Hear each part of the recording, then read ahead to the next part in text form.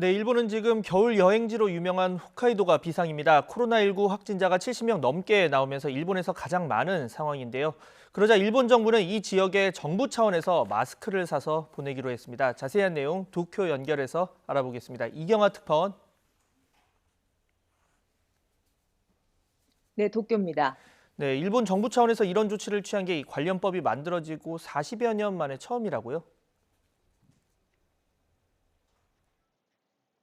네, 일본 정부는 홋카이도 도지사의 요청을 받아들여서 일본 정부 차원에서 마스크를 사서 해당 지역에 보내기로 결정했습니다. 홋카이도 안에서도 감염이 빠르게 확산하고 있는 지역에 우선 공급하게 되는데요. 홋카이도에서는 지금까지 72명의 감염이 확인돼서 일본 국내에서 가장 환자가 많이 나온 지역이 됐습니다. 지난 2월 중순 열린 삿포로 눈축제 이후 감염이 크게 확산한 것으로 추정됩니다. 일본 정부의 마스크 구매 조치는 지난 1973년 만들어진 국민생활안전 긴급조치법 22조에 따른 것입니다. 5일 쇼크 당시 일본 전역에서 화장지 사재기 현상이 이어지자 이런 상황을 막기 위해 정부가 법적 조치를 강구한 겁니다. 이 긴급조치법에 따르면 국민생활과 관련한 물자 부족으로 각 지역에 영향을 줄 우려가 있을 때 정부가 사업자에게 직접 물품을 팔 것을 지시할 수 있습니다. 일본 언론은 관련법이 정해진 뒤 실제로 적용되는 것은 이번이 처음이라고 전하고 있습니다.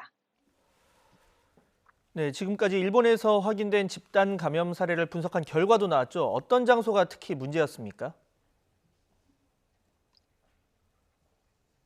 네, 환기가 잘 안 되고 밀폐된 공간이 집단 감염의 온상이었다는 조사 결과가 나왔습니다.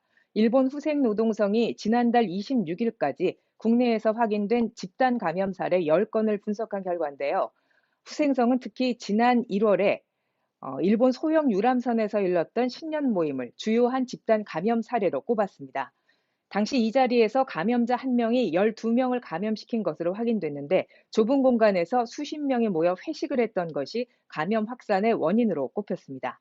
이런 공간뿐 아니라 헬스클럽, 뷔페형 식당 등에서도 집단 감염 사례가 확인됐다며 후생성은 특히 주의를 당부했습니다. 야외 등 환기가 잘 되는 환경에서 2명 이상이 감염된 경우는 2건에 불과한 것으로 나타났습니다. 아베 총리는 이번 분석 결과를 바탕으로 코로나19 대책회의에서 환기가 잘 안 되고 사람이 많이 모인 공간은 피해 줄 것을 국민들에게 거듭 당부했습니다. 네, 마지막으로 세계적으로 유례를 찾기 힘든 집단 감염 공간이었죠. 이 다이아몬드 프린세스호 탑승자들이 모두 하선을 마쳤다고요?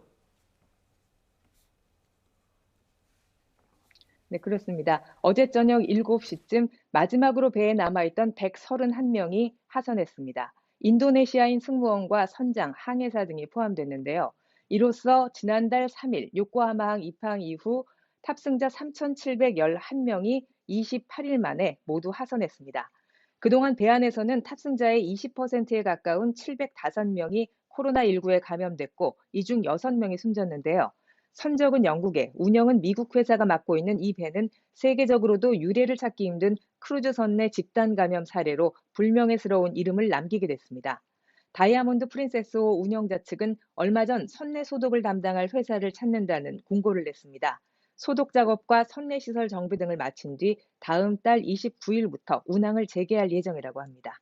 지금까지 도쿄에서 YTN 이경아입니다.